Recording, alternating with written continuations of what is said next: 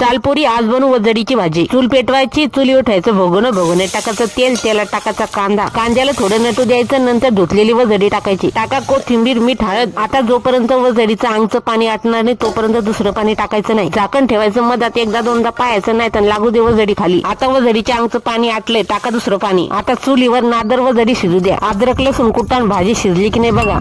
पोरी वजडीची भाजी चुलीवर शिजली की त्याची चव भन्नाट लागते। वजडी शिजली की नाही पान ती एका टोपल्यामध्ये टाका। आता करू फोडणीची तयारी। त्याच भगोन्यामध्ये तेल टाका, तेलामध्ये कांदा टाका, कांद्याला नटू द्या, टमाटे टाका, कांदा टमाटर परता। लक्षात घे पोरी, जेव्हा आपण अद्रक लसूण कुटतो तिच्यामध्ये थोडंसं खोबरं पण कुटायचं। अद्रक लसूण टाकल्यानंतर मिरची पावडर, गरम मसाला टाकायचा, खमंग परतायचं, उलसक पाणी टाकायचं। मसाला परतला की वजडी टाकायची, वजडी पण खमंग परतू द्यायची, मीठ हळद टाकायचं, थोडासाच रस्सा करायचा। पोरी मी गावाला आले म्हणून तुमच्यामधील एक पोरगी भेटायला आली मला, तिच्या संग खूप गप्पा पण केले आणि फोटो पण काढले। चाल पोरी ठोक एक लाईक। चला झाली वजडीची भाजी, घ्या खाऊन।